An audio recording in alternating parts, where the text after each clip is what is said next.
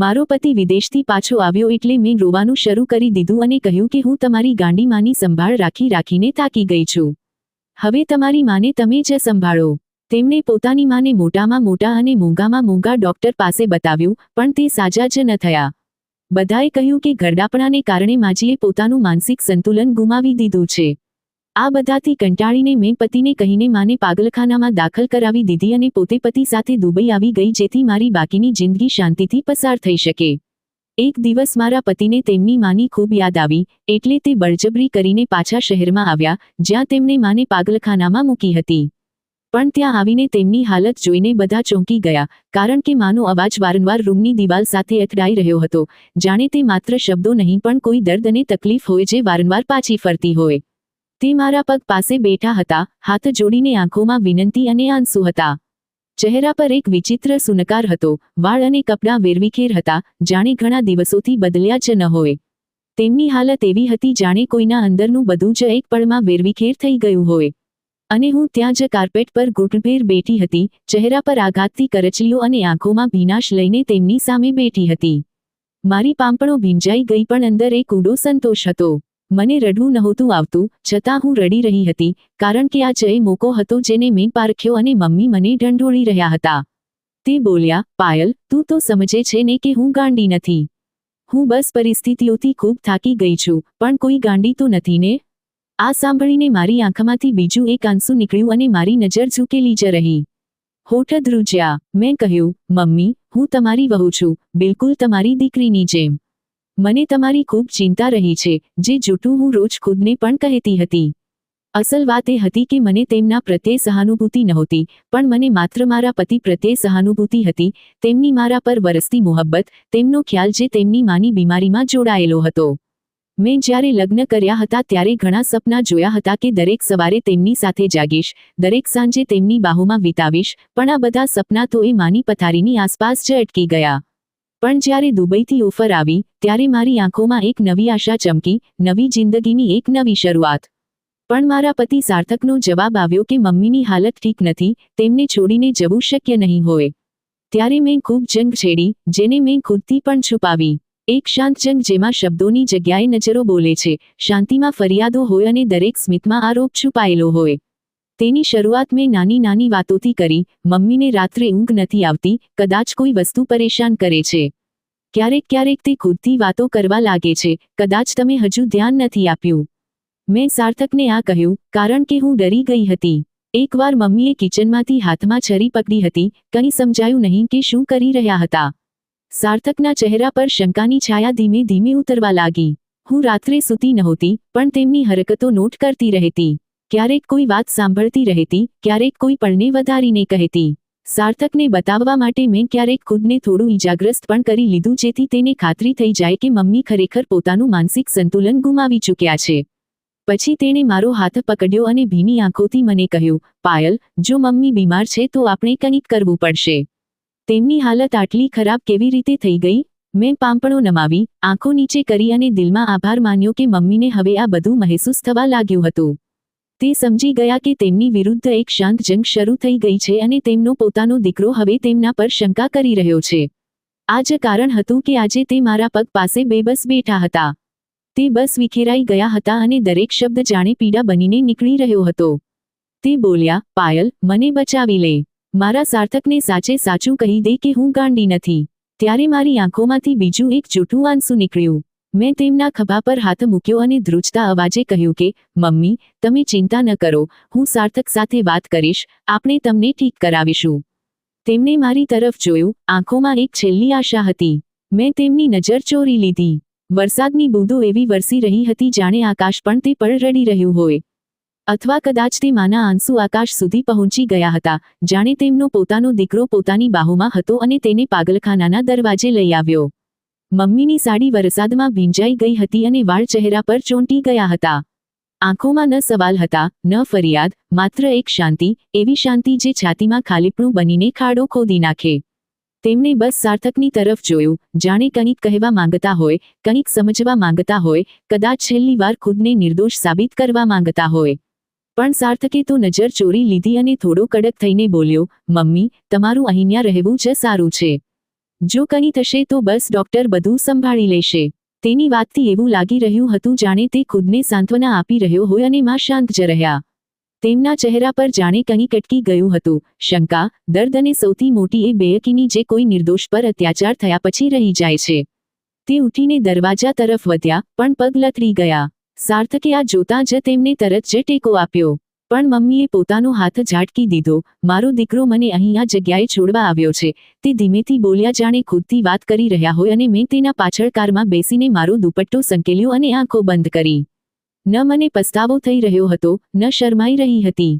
હું બસ સંતુષ્ટ હતી કે હવે તે અવરોધ જે મારી અને સાર્થકની જિંદગીની વચ્ચે હતો, તે હવે હટી ગયો છે.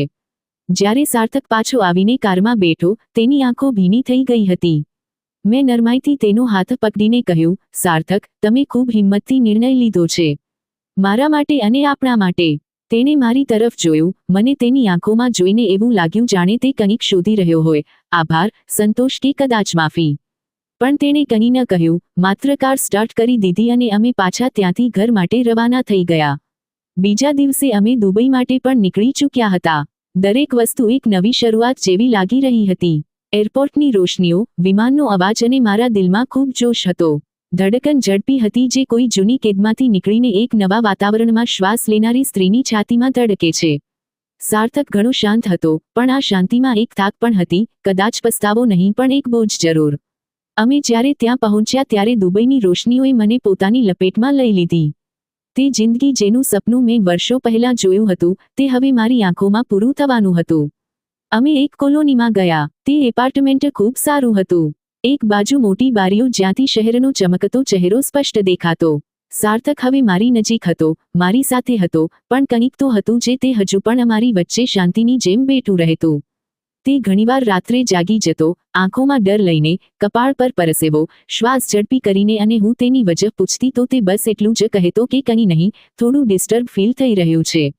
પણ હું જાણતી હતી કે તે ડિસ્ટર્બ એટલા માટે હતો કારણ કે તે માને યાદ કરતો, કારણ કે ત્યાંથી જતી વખતે છેલ્લી વાર જે તેણે નજર નાખી હતી તેમાં બેબસ્તા છુપાયેલી હતી. તે સવાલ જે ક્યારેય તેની જીભ પર ન આવ્યો, પણ સાર્થકના દિલમાં નિશાન છોડી ગયો. આ બધું જોતાં મેં તેના માટે તેનું ધ્યાન ત્યાંથી હટાવવા માટે મારા એપાર્ટમેન્ટને સજાવ્યું. કિચન, બેડરૂમ, અહીં સુધી કે સાર્થકના ટેબલ પર તે ફ્રેમ પણ મૂકી દીધી જેમાં અમારા લગ્નનો ફોટો હતો. પણ એક ખાલી જગ્યા પણ હતી જે ન કોઈ સહાનુભૂતિથી ભરી શકાતી હતી, ન મારા કહેવાથી. એક રાત્રે તે બાલ્કનીમાં બેઠો હતો, કંઈક વિચારી રહ્યો હતો. પછી હું પણ ચૂપચાપ જઈને તેની સાથે બેસી ગઈ અને તેને કહ્યું કે, આજકાલ ખૂબ શાંત રહેવા લાગ્યા છો, સાર્થક, શું થયું? તેણે મારી તરફ જોયું, આંખોમાં ભીનાશ તરવા લાગી.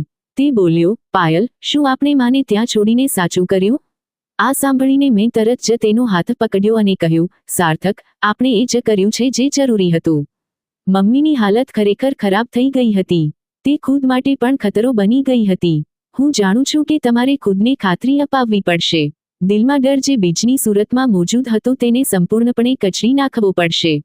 શું તમને યાદ છે જ્યારે તે રાત્રે દરવાજા પર ઊભી રહેતી હતી, તમારી પાસેથી તમારું બાળપણ પૂછતી, જ્યારે તે રોટલી બળી ગયા પછી હસતી હતી જાણે કંઈ થયું જ ન હોય?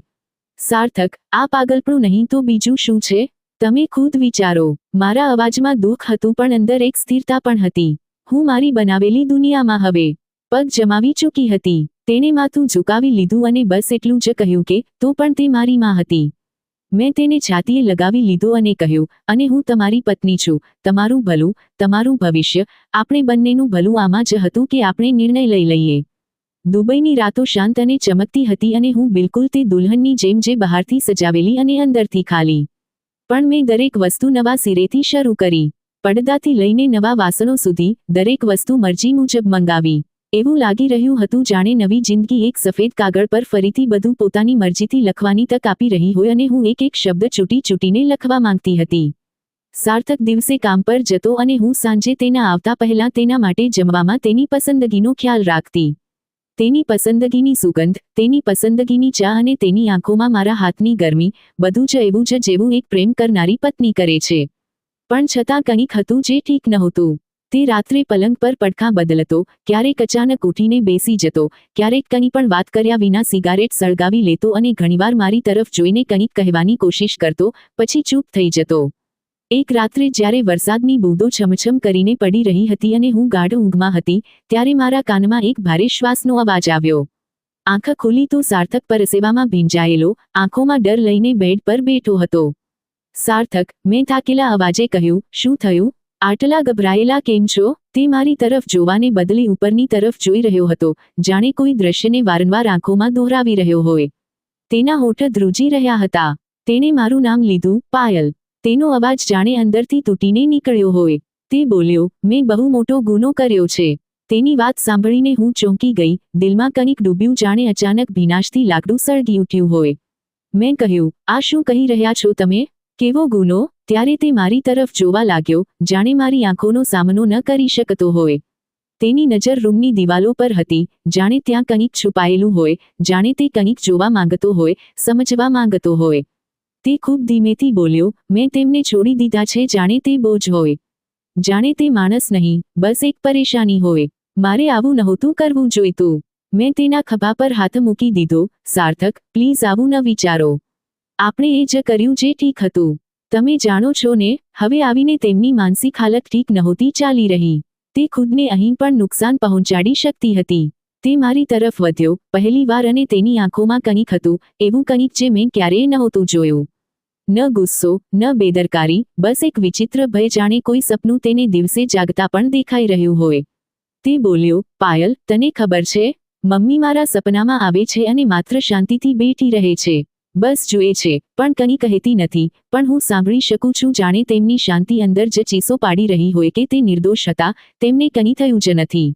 આટલું સાંભળીને તો મારી જીભ બંધ થઈ ગઈ. હું તેને કંઈક કહેવા તો માંગતી હતી, પણ શબ્દો ગળામાં જ અટકી ગયા. પહેલીવાર મારું દિલ ડરી ગયું, ક્યાંક હવે સાર્થક પાછો ફરવાનું તો નથી વિચારી રહ્યો. મેં તરત જ કહ્યું, આટલું કેમ વિચારી રહ્યા છો? આ માત્ર સપનું છે. સાર્થક, તમે થાકેલા છો, ડિસ્ટર્બ છો, માનું છું, એટલે તમને આવા સપના આવે. પણ તે મારી વાત સાંભળી જ નહોતો રહ્યો. તે હવે માત્ર ખુદથી જ વાતો કરી રહ્યો હતો, જાણે પોતાના આત્મા સાથે વાતો કરી રહ્યો હોય. તે બોલવા લાગ્યો, મેં માને પાગલખાનામાં છોડી દીધી, તેમના આંસુ ન જોયા, માત્ર તારી આંખોનો ડર જોયો. મેં મારી માને ધોખો આપ્યો છે, પાયલ, આવું નહોતું થવું જોઈતું. મારી આંગળીઓ તેના હાથમાં ચોંટી ગઈ. કદાચ પહેલીવાર સાર્થક મારી સાથે હતો, પણ દિલ ક્યાંક બીજે. મને પહેલીવાર લાગ્યું કે હું જીત્યા પછી પણ હારી રહી છું. રાત થતાં જ મેં માથું તકિયામાં છુપાવી લીધું અને દિલમાં કોઈ પ્રાર્થના કરી જે કદાચ માત્ર ખુદને ધોખો આપવા માટે જ હતી, કારણ કે જ્યારે સાર્થકે કહ્યું, મેં ગુનો કર્યો છે, ત્યારે મને લાગ્યું કે હવે સાચું આપણા બંને વચ્ચે દિવાલ બનવાનું છે. બીજી સવારે સાર્થકે નાસ્તો પણ ન કર્યો, ન ચા પીધી, ન મારી સાથે કોઈ વાત કરી. બસ શાંતિથી પોતાનો સુટકેસ ખોલ્યો અને કપડાં મૂકવાનું શરૂ કરી દીધું. હું કિચનની ઉંબરા પર ઊભી રહી, તેને કપડાં મૂકતા જોઈ રહી હતી. દિલમાં હલચલ એવી જાણે કોઈ તોફાન આવવાનું હોય, પણ હજુ આ શાંતિથી માહોલમાં શ્વાસ લઈ રહ્યું હોય. મેં તેને પૂછ્યું, ક્યાં જઈ રહ્યા છો તમે? મારો અવાજ નબળો હતો, કદાચ હું ખુદ પણ નહોતી ઈચ્છતી કે કોઈ દુઃખ જોનારો જવાબ મળે. સાર્થકે નજર ઊંચી કરી અને બસ એક જવાબ આપ્યો કે, આપણે બંને આપણા શહેરમાં પાછા જઈ રહ્યા છીએ. મેં તરત જ તેના તરફ એક કદમ આગળ વધાવ્યું અને કહ્યું, હમણાં કેમ? તેણે આ સાંભળીને એક પળ માટે મારી તરફ જોયું. તે નજર ખાલી હતી, થાકેલી. તેણે કહ્યું, હું મમ્મીને લેવા જઈ રહ્યો છું. તેની વાત જાણીને તો જાણે મારા ગળામાં કાંટા ઉતરી ગયા હોય. મેં તે જ પળે ખુદને સંભાળી, પછી કહ્યું, પણ સાર્થક, આટલી ઉતાવળમાં કેમ? લાગણીશીલ નિર્ણય ન હોવો જોઈએ. આપણે તો અહીં સેટલ થવા આવ્યા હતા ને, અને હજુ આવ્યાને આપણને માત્ર થોડા અઠવાડિયા જ થયા છે. તે બસ માથું હલાવીને બોલ્યો, હા, મને ખબર છે, એટલે આપણે માત્ર એક દિવસ માટે જ જઈ રહ્યા છીએ. મેં કંઈ ન કહ્યું, બસ શાંતિથી તેની સાથે ચાલવા લાગી. આ સિવાય કોઈ વિકલ્પ પણ તો નહોતો. સાર્થક જ્યારે મને પોતાના શહેરમાં પાછો લઈને આવ્યો, સુનસામ દરવાજા અને દિવાલવાળા પાગલખાનાની સામે પહોંચ્યો, તો સૂરજની રોશની પણ ત્યાં પહોંચતા પહોંચતા લાલ થઈ ચૂકી હતી. તે ધીમે ધીમે અંદર દાખલ થયો. દિલમાં જાણે સેંકડો સવાલ ફરી રહ્યા હોય અને જીભ પર માત્ર એક જ વાત હતી, હું મારી માને લેવા આવ્યો છું. ત્યાં આપણા અંદર દાખલ થતાં જ બહાર બેઠેલી નર્સે આશ્ચર્યથી સાર્થકની તરફ જોયું, પછી પૂછ્યું, શું નામ હતું તમારી માનું? તેણે નામ જણાવ્યું. નર્સે ફાઇલ ખોલી, પછી તેના ચહેરા પર એક વિચિત્ર ઉદાસી આવી ગઈ. તે કપાળ પર સર લઈને બોલી, તમે ખૂબ મોડું કર્યું. આ સાંભળીને તો સાર્થકનું દિલ જાણે કોઈએ પોતાની મુઠ્ઠીમાં લઈ લીધું હોય. તેણે પૂછ્યું, શું મતલબ? ત્યારે તેણે જવાબ આપ્યો, ખરેખર, જ્યારે તેમને અહીં લાવવામાં આવ્યા હતા ત્યારે તેમની હાલત દબાણમાં હતી.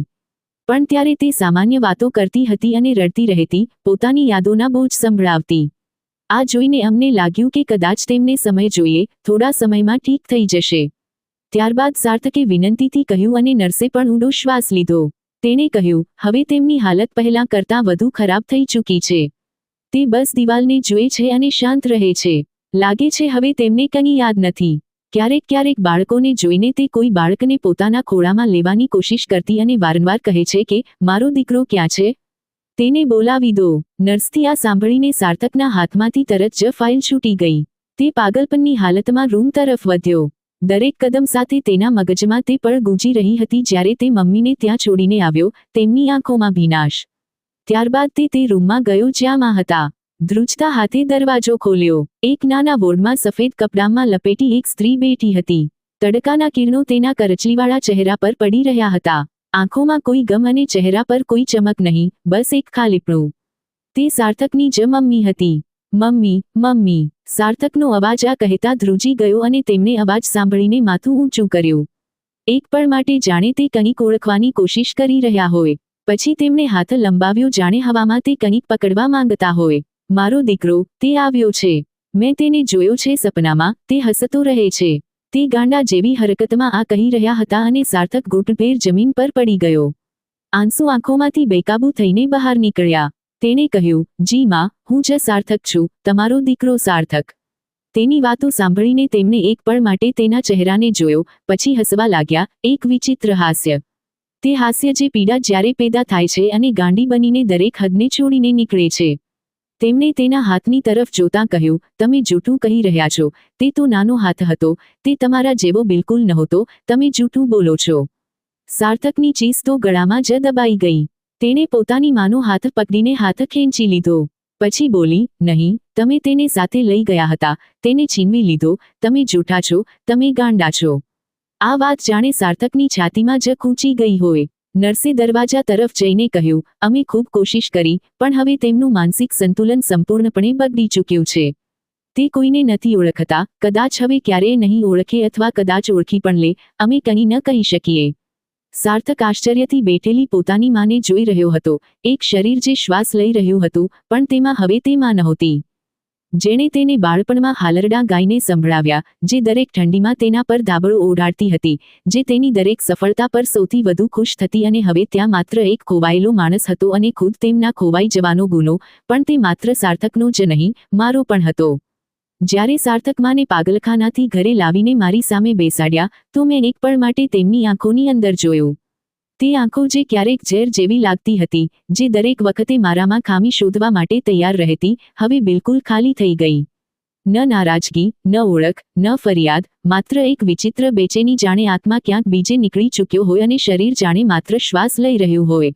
સાર્થકે પોતાની માનો હાથ પકડ્યો હતો. તે તેમને સોફા પર બેસાડીને પોતે નીચે કાર્પેટ પર બેસી ગયો.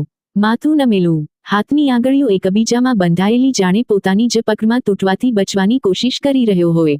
અને હું શાંતિથી દરવાજા પાસે ઊભી હતી. દિલમાં વિચિત્ર બેચેની, ન ખુશી, ન અફસોસ અને ન જ જીતનો અહેસાસ. બસ એક બેરંગ પળ જે પળો પર હવે ફેલાતો જ જતો હતો. તે મારી તરફ જોતા બોલ્યો, આ બધું તારી વજથી થયું છે. સાર્થકનો અવાજ ધીમો હતો, પણ તેનો દરેક શબ્દ પથ્થરની જેમ મારી છાતી પર પડ્યો. ત્યારબાદ મેં ચોંકીને તેની તરફ જોયું. તેની નજર હજુ પણ નીચે હતી, પણ અવાજે જ જે દિલમાંથી નીકળીને સાચું બની જાય છે. તેણે કહ્યું, જો તે મને ન સમજાવ્યું હોત, જો તે મને વારંવાર ન કહ્યું હોત કે મમ્મી ઠીક નથી, તો કદાચ આજે હું આ હાલતમાં ન હોત, કદાચ તે મને ઓળખતી, કંઈક તો કહેતી. તેનો અવાજ રડમસ થવા લાગ્યો, પણ તે બોલતો રહ્યો. કદાચ તે મને ગળે લગાવતી, કદાચ તે મને દીકરો કહેતી, મારી સાથે પ્રેમથી વાતો તો કરતી. આના પર મેં તેને કંઈક કહેવા માંગ્યું, પણ શબ્દો મોંમાંથી બહાર ન નીકળ્યા. જીભ જાણે ખુદ જ બંધ હતી. તેની મમ્મી સોફા પર બેઠી હતી, બંને હાથ ખોળામાં રાખેલા, નજર સાર્થક પર જામી હતી, તે વારંવાર તેને જ જોઈ રહી હતી.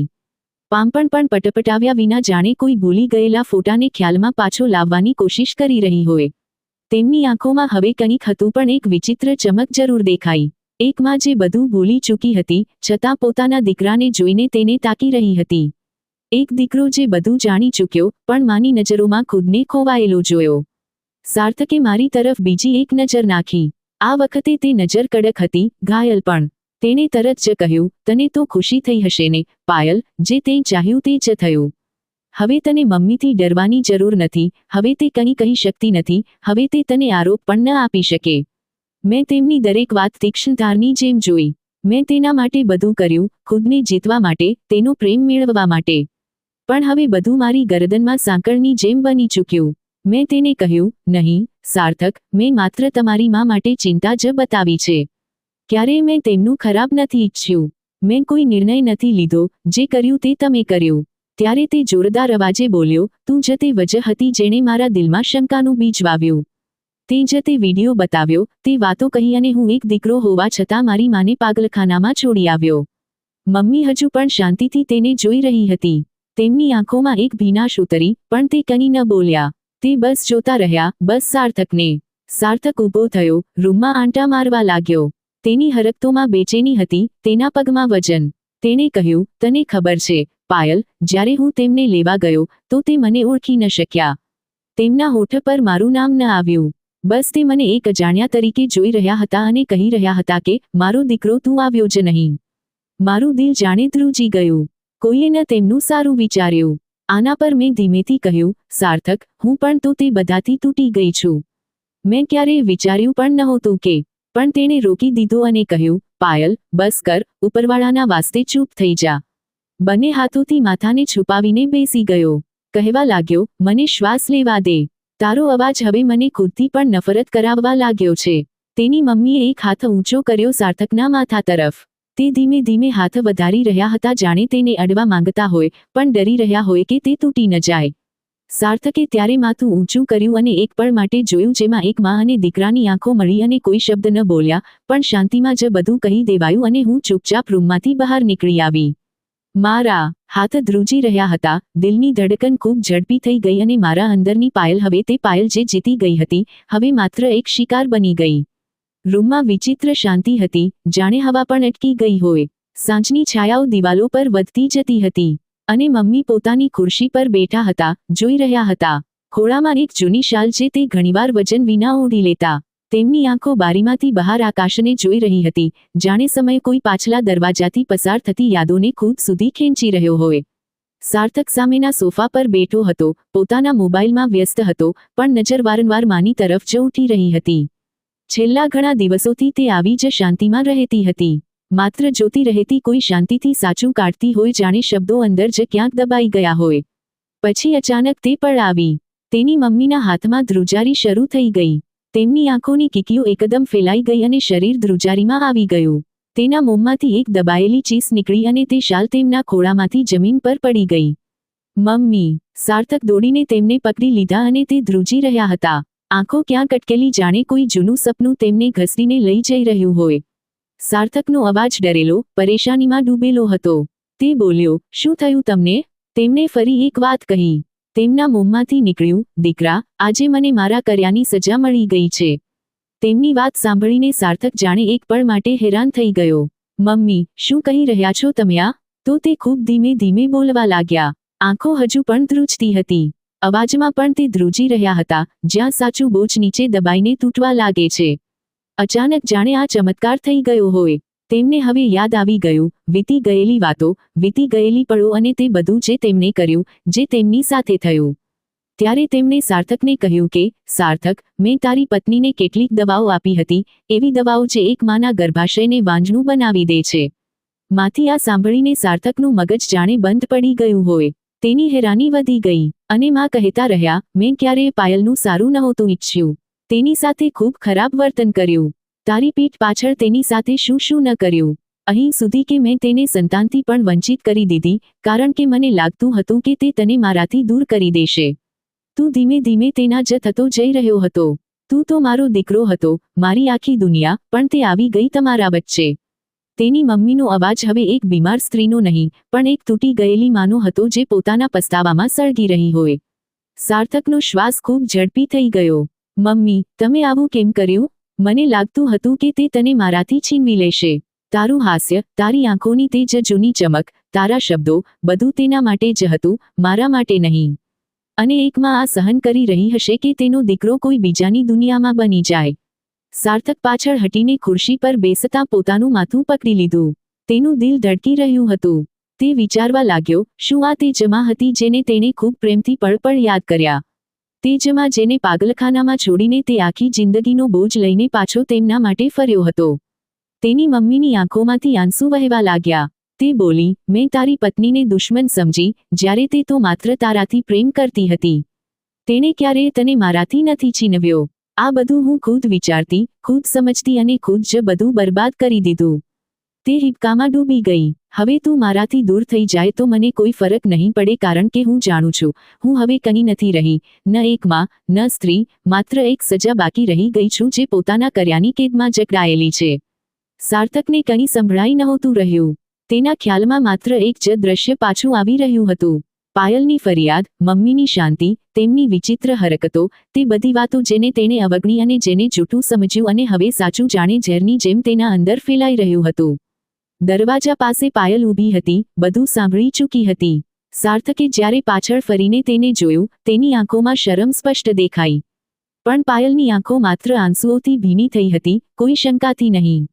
ત્યારબાદ માએ ધીમેથી સાર્થકની તરફ જોયું, હાથ લંબાવ્યો અને કહ્યું, મને માફ કરી દે, દીકરા. સાર્થકે તે હાથ પકડી લીધા. પણ દિલમાં જાણે ઘણા સવાલોનો વરસાદ લાગી ગયો હોય, તેમાં તે ગૂંચવાયેલો હતો. એક માએ દીકરાને બચાવવા માટે પત્નીનું ગર્ભાશય ખાલી કરી દીધું, પણ એક દીકરાએ માને બચાવવા માટે પત્નીને ગુનેગાર ઠેરવી દીધી. સાર્થકની આંખોમાં તે સવાલ હતો જે હવે શબ્દોમાં પણ આગળ આવી ચૂક્યો હતો. ઘણી પળો સુધી તે પાયલને બસ જોતો રહ્યો, જાણે તે જાણવા માંગતો હોય કે જે કંઈ તેણે સાંભળ્યું છે તે માત્ર સપનું છે કે પછી સાચું. અને જો સાચું છે તો શું પાયલ ખરેખર આટલા વર્ષો સુધી આ બધું મારાથી છુપાવતી રહી? કોઈ વાત વિના, કોઈ આરોપ વિના. પાયલ તે વખતે શાંતિથી ઊભી હતી. દરવાજાની નજીક, કાળો દુપટ્ટો ખભા પર નાખેલો, આંખો લાલ, ચહેરા પર શાંતિ. જાણે આજે તે જે વર્ષોથી તેની છાતી પર દબાયેલું હતું, હવે ખુદ તેના હોઠ સુધી આવી ગયું. તેણે અવાજ આપ્યો, પાયલ. સાર્થકનો અવાજ તૂટી રહ્યો હતો. તેણે હેરાનીથી પૂછ્યું, શું આ બધું સાચું છે? મમ્મી તને દવા આપતી હતી? પાયલે એક પળ માટે આંખો બંધ કરી લીધી, પછી ધીમેથી માથું હલાવ્યું. હા, અને માત્ર દવા નહીં, તે રોજ મને તોડવાની કોશિશ કરતી હતી. શબ્દોથી, પોતાના વ્યવહારથી અને ઘણીવાર તો શારીરિક રીતે પણ. સાર્થકના પગ લથડ્યા, તે ખુરશી પર બેસી ગયો, જાણે કોઈએ તેની હાડકામાંથી જીવ કાઢી લીધો હોય. પહેલીવાર લગ્નના ત્રીજા અઠવાડિયે જ્યારે તમે ઓફિસ ગયા હતા, મમ્મી મારા રૂમમાં આવ્યા. તેમના હાથમાં લાલ રંગનો એક શરબતનો ગ્લાસ હતો. તે મને કહેવા લાગ્યા કે, પીઓ, દીકરી, આ ખૂબ ફાયદાકારક છે. મેં પીધું, પણ તેનો સ્વાદ વિચિત્ર હતો. ત્યારબાદ મારા દિલ પર ગભરાટ પણ થઈ. આખી રાત હેડકી આવતી રહી, તબિયત કંઈ ઠીક નહોતી લાગી રહી. હું ડોક્ટર પાસે ગઈ તો તેમણે બસ પેટની ખરાબી કહી. પણ ત્યારબાદ આ બધું નિયમિત બની ગયું. મહિનામાં 2-3 વાર કોઈ નવી દવા, કોઈ નવો નુસ્ખો મમ્મી મને આપતી અને વાતોને ફેરવીને એવી રીતે કહેતી જાણે તેમને મારી ચિંતા છે અને હું એટલે તેમની વાત માની લેતી.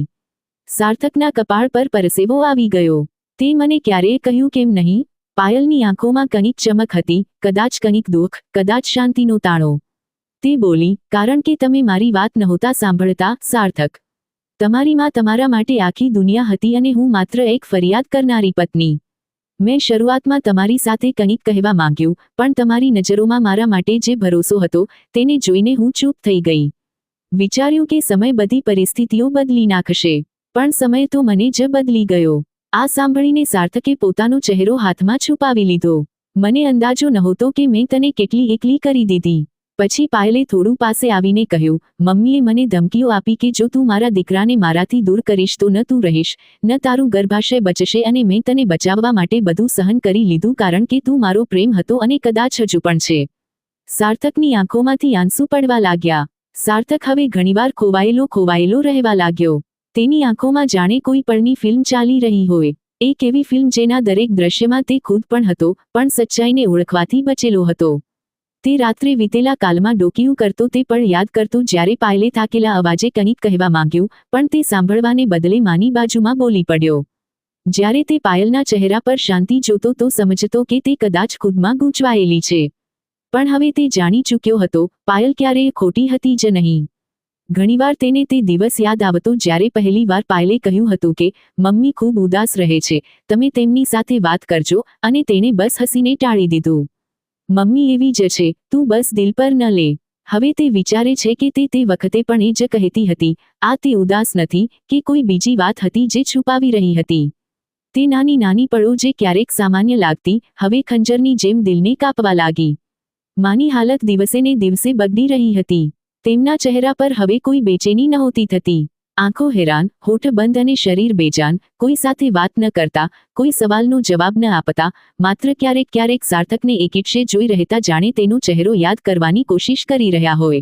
એક દિવસ તેમને બહાર તડકામાં બેસાડવા માટે ટેકો આપી રહ્યો હતો.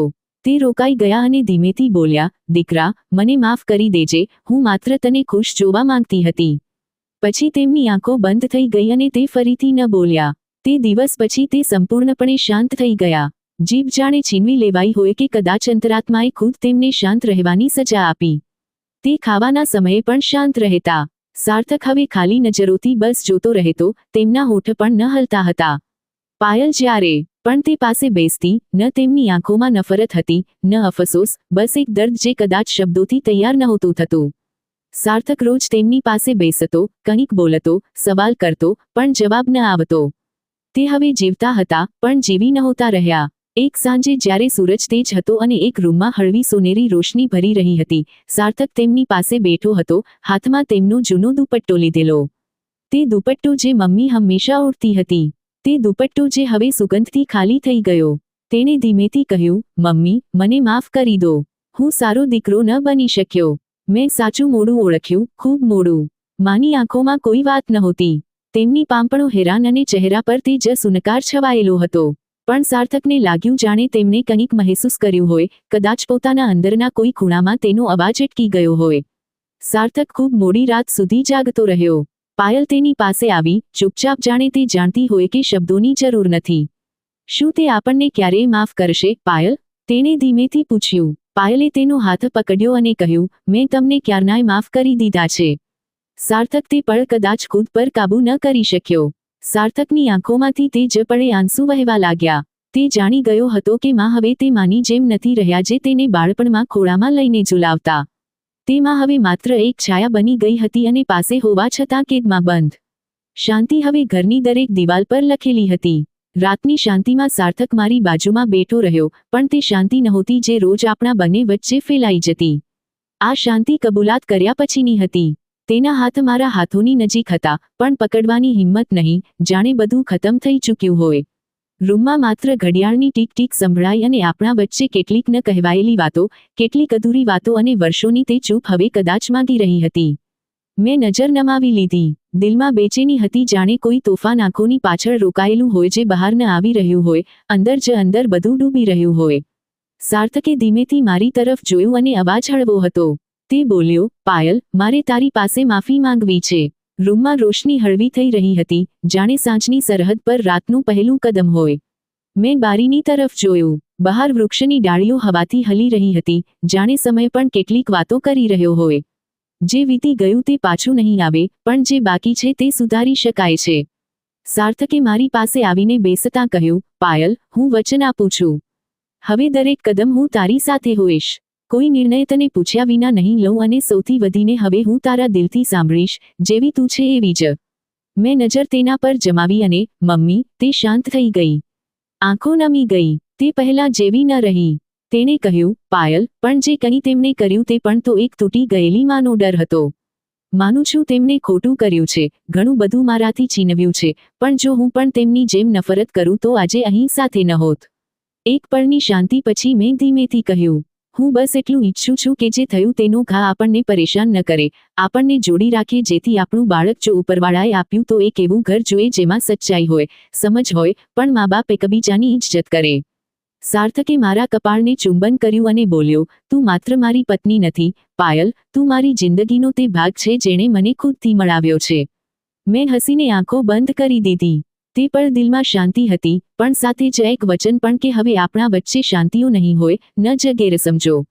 હવે જે થશે સાચું હશે અને સાચું હંમેશા બોજને ઓછો કરે છે, પણ તે જ સાચો રસ્તો હોય છે જે મંજિલ સુધી લઈ જાય છે.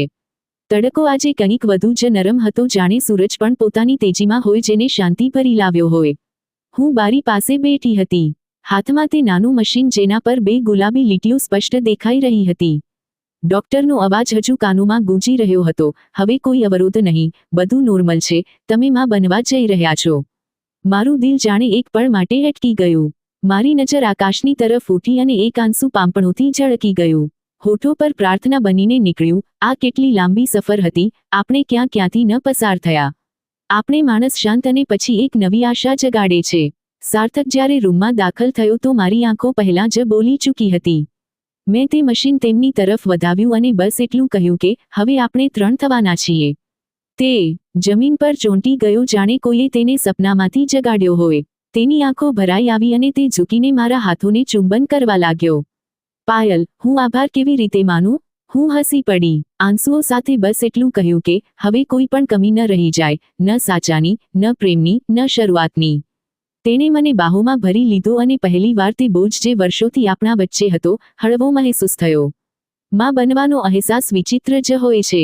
શરીર તેને પહેલા આત્મામાં બદલવા માંગે છે. મને લાગતું હતું કે હું બધું સહન કરી ગઈ છું, કે મારા અંદર કડકાઈ આવી ગઈ છે, પણ જેવી મેં તે 2 લીટીઓ જોઈ, કંઈક અંદર તૂટીને વિખેરાઈ ગયું. વિનાશ, મમતા, તે જ લાગણી અને કદાચ જે સ્ત્રીને પૂરી કરે છે, મારી નસોમાં દોડવા લાગી. મેં મમ્મીના રૂમની તરફ જોયું. તે શાંત હતા, હંમેશાની જેમ, પણ આજે હું તેમની પાસે ગઈ, તેમના હાથ પકડ્યા અને ધીમેથી કહ્યું, મમ્મી, તમે દાદી બનવાના છો. તેમની પાંપણો હલી અને એક પળ માટે, બસ એક પળ માટે તેમની આંગળીઓએ મારી આંગળીઓને દબાવી દીધી. મારા દિલમાં જાણે કોઈ દીવો પ્રગટ થયો હોય કે જિંદગી છે, ક્યારેક છીનવી લે છે, ક્યારેક પાછી આપે છે. પણ કદાચ આ વખતે આ જિંદગી આપણને પૂરી કરવા આવી છે. તે રાત તો સામાન્ય કરતાં વધુ જ શાંત હતી. હવા પણ અટકી ગઈ. ત્યારબાદ હું મારી ખુરશી પર થોડી હળવી, આંખો બંધ કરીને, હાથ ખોળામાં રાખેલા, ચહેરા પર એક વિચિત્ર શાંતિ ભરેલી સુનકારમાં તેમની પાસે જ બેઠી હતી અને તેમના હાથને પકડીને થોડા સમય પહેલા સુધી તે જ સામાન્ય શાંત વાત રહી. પછી અચાનક તેમના હાથની પકડ ઢીલી પડી ગઈ. મેં ચોંકીને તેમની તરફ જોયું. તે તેવા જ હતા, હવે શ્વાસોની રવાની ગાયબ થઈ ગઈ. ચહેરા પર હવે પણ શાંતિ હતી, પણ તે શાંતિ જે માત્ર આંખોની ઊંઘ પછી આવે છે. હું ચીખી તો સાર્થક દોડીને આવ્યો. તેમના પગ પાસે બેઠો અને તેમનો ચહેરો પકડી લીધો. પણ તે કંઈ ન બોલ્યા, ન હલ્યા, ન હાથ હલાવ્યા. તે શાંતિથી એક શબ્દ કહ્યા વિના દુનિયામાંથી વિદાય થઈ ગયા. કોઈ વાત નહીં, કોઈ છેલ્લી ઈચ્છા નહીં, માત્ર એક સ્પર્શનો તે અહેસાસ છોડી ગયા જે ઘણી રાતો સુધી મારા હાથ પર રહ્યો. મેં આ અહેસાસને ખૂબ સમય સુધી ખુદમાં સમાવી રાખ્યો. ભલે શરૂઆતમાં તેમણે મારી સાથે ખરાબ કર્યું, પણ તે પણ તો એક માં હતા. પોતાના દીકરાને ખુદથી છીનવી જવાનો ડર તેમને પરેશાન કરી રહ્યો હતો, જે કારણોસર તેમણે કર્યું. પણ તે કહે છે ને, જેની સાથે ઉપરવાળો હોય તેનું ખરાબ કોઈ પણ ઈચ્છે, અંતમાં બધું ઠીક થઈ જ જાય છે. જેવું પાયલ સાથે થયું, બિલકુલ અણધાર્યું, જેની કોઈ આશા જ નહોતી. તે અચાનક માં બનવાની હતી. સાર્થકે મારો ખૂબ ખ્યાલ રાખ્યો. ખાવા પીવા અને દર અઠવાડિયે ડોક્ટર પાસે ચેકઅપ માટે લઈને જતો. જે ડોક્ટર પ્રિસ્ક્રિપ્શન આપતા બધું મારા માટે લઈને આવતા. તે ઘણીવાર કહેતો, પાયલ, તું મને દુનિયાની સૌથી મોટી ખુશી આપવાની છે. હું કેવી રીતે તને આ માટે થેન્ક યુ બોલું? આ શબ્દ પણ આની સામે ફીકો છે. મારી પાસે શબ્દો જ નથી. આમ જ સમય વીતતો ગયો. ખબર જ ન પડી સાર્થકની કેર, પ્રેમ અને આટલો બધો ખ્યાલ પામતા પામતા ક્યારે 9 મહિના પસાર થઈ ગયા અને મારી એક સુંદર દીકરી થઈ જેને ખોળામાં ઊંચકીને સાર્થકે કપાળ પર પ્રેમ કર્યો. અમારી દીકરી આપણે બંનેનો પડછાયો હતી અને થોડો ચહેરો પોતાની દાદી પર પણ લાગતો. તેની દાદી તો ન રહ્યા, પણ તેમનો અહેસાસ આજે પણ આપણા સાથે હતો. તેમનો છેલ્લી પળમાં કહેવાયેલો આશીર્વાદના કેટલાક શબ્દો જે હજુ પણ મારા કાનમાં ગુંજતા રહે છે. હું ઘણીવાર સાર્થકને કહું છું, જો મમ્મી હોત તો તે કેટલી વધુ ખુશ હોત ને, તે માત્ર માથું હલાવી દે છે. આપણે બંનેના હવે ખુશ રહેવાની એક વજહ જ બાકી હતી. આપણી સુંદર દીકરી જે આપણો જીવ હતી, તેને આપણે ખૂબ લાડ પ્રેમથી ઉછેરી. જિંદગી હવે ખુશહાલ પસાર થઈ રહી હતી. મેં તો સંતાનની આશા જ ખોઈ દીધી હતી, પણ ઉપરવાળાએ મારી પ્રાર્થના સાંભળીને તે કરી દીધું જે મને અશક્ય લાગતું હતું. પણ આમાં કોઈ શંકા નથી કે ઉપરવાળો દરેક અશક્યને શક્ય કરી શકે છે. મિત્રો, આશા રાખું છું કે તમને અમારી વાર્તા પસંદ આવી હશે. વાર્તા પસંદ આવી છે તો વિડીયોને લાઇક કરો. ચેનલ પર નવા છો તો ચેનલને સબસ્ક્રાઇબ કરો અને હા, નોટિફિકેશન બેલને જરૂર દબાવો જેથી આગામી અપડેટ સૌથી પહેલા તમને મળે.